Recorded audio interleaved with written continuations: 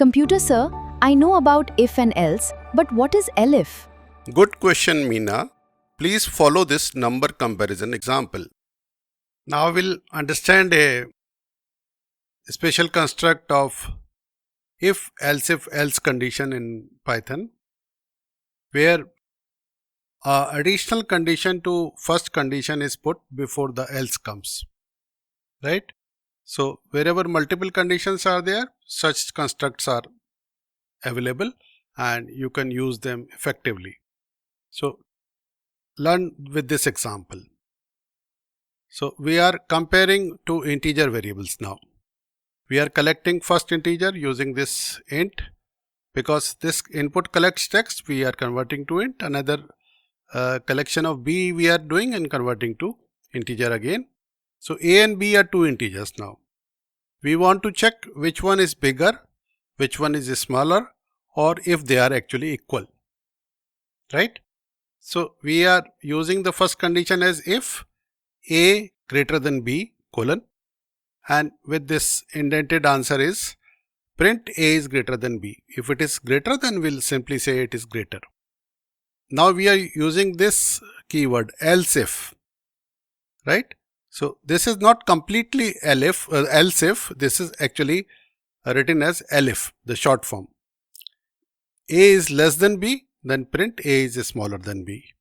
And the third and the last condition is else. Okay, so with else, if neither is greater, then obviously they are supposed to be equal, right? Let's run this. First integer, let it be 12. Second integer, let it be 13. So obviously a is smaller than b.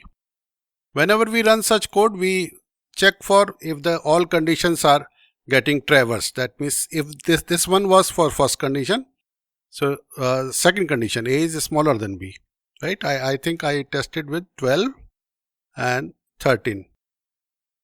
So in this case, a is smaller than b. Now we'll test with 13 and 12. So a is greater than b. So this is the first case. Now we should also test the equality case 12 and 12. So a is equal to b. Right? So all portions of this if elif else have been traversed. So many such examples can be given. Age example, two students age comparison or marks comparison could be there. So any such kind of thing can be, this construct could be useful, right? So that's why we call it if elif else. We'll also learn if multiple elif can be there in the same construct, right? We'll also see the AI explanation of this quickly.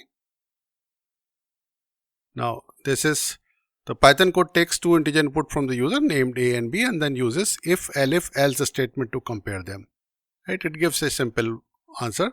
Rewrite this code using a function. Okay, you can also make a function for this code. Add input validation to handle non-integer entries. Right? You can do that. Show me how to use a match case statement for this comparison. This is a new kind of construct in Python. So you can use this match case also. Right?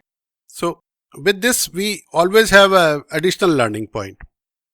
Please do ask me questions in comments, give your feedback also, and please do subscribe to this channel, which will help me make more and more such videos. Thank you.